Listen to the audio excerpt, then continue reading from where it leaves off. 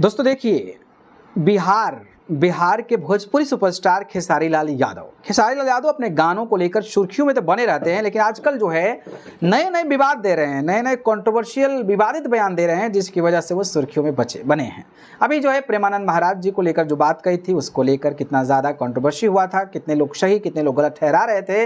अब इस कड़ी में इन्होंने बिहार सरकार को लपेट दिया है। कुछ दिन पहले आपको पता ही होगा कि खेसारी लाल यादव जो हैं वो बिहार के पूर्व उप मुख्यमंत्री और आरजेडी नेता यानी कि तेजस्वी यादव से मुलाकात किया था, तस्वीरें भी आई थी और उसके बाद चुनाव लड़ने की भी बातें सामने आई थी। इस कड़ी में अब जो है उन्होंने सरकार पर एक बड़ा निशाना साध दिया है।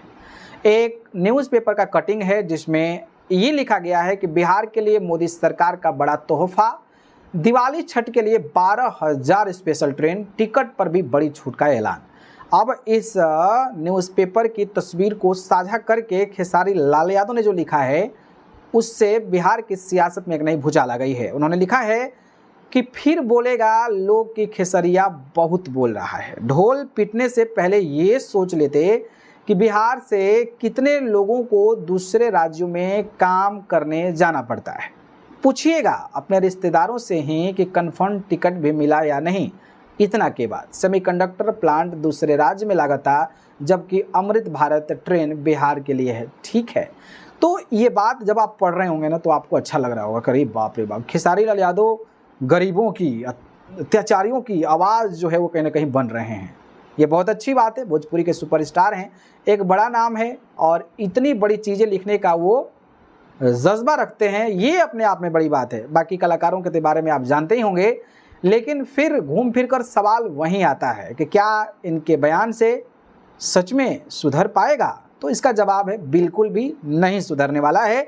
और मुझे लगता है कि खेसारी लाल यादव को इन बातों को तो लिख लिए, ठीक है, अच्छी बात है, लेकिन जब इतना ही उनको दिक्कत है तो कम से कम बिहार चुनाव में खुलेआम तौर पर चुनाव लड़ें वो, और चुनाव लड़कर सरकार बदलने की कोशिश करें। तब मुझे लगता है कि ये ज़्यादा फायदेमंद रहेगा। नहीं तो ऐसे सोशल मीडिया पर तो बहुत सारे ऐसे लोग लिखते हैं, इसका क्या इम्पैक्ट पड़ता है।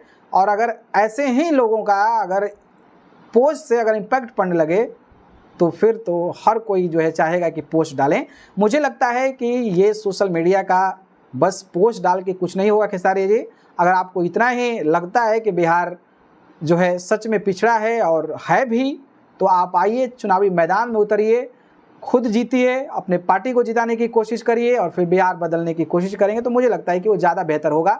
नहीं तो ऐसे सोशल मीडिया पर आकर बस सुर्खियाँ बटोरना, नाम बटोरना, कि चर्चा में बने रहना, मुझे लगता है कि ये एक तकनीक होती है। नहीं तो जो काम करने वाला होता है, जो इस तरीके का आवाज़ उठाने वाला होता है, वो फिजिकल तौर पर कहीं ना कहीं अपना योगदान देते रहता है। नहीं तो आप क्या करते हैं कि आप कभी आरजेडी के लिए, तो कभी बीजेपी वाले नेता के लिए, तो कभी जेडीयू वाले नेता के लिए प्रचार करते हैं। जब इतना ही विरोध करना है किसी पार्टी का, किसी कोई भी चीज़ का, तो आप किसी एक पार्टी के लिए, किसी एक विचारधारा के साथ जुड़िए। फिर बीजेपी वालों का प्रचार क्यों करते हैं?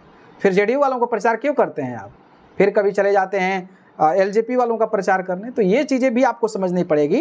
अगर आपको सच में इन सब चीज़ों से दिक्कत है, परेशानी है, जो कि है सच में रियलिटी है, ये पूरे देश की रियलिटी है कि बिहार किस तरीके से जूझ रहा है, किस तरीके से वहाँ पर जो लेबर है वो बाहर जा रहे हैं और धक्का मुक्की खाकर जनरल क्लास में सफ़र करना पड़ता है। आपने बातों को सही लिखा है, लेकिन इस बात का कोई इम्पैक्ट नहीं है।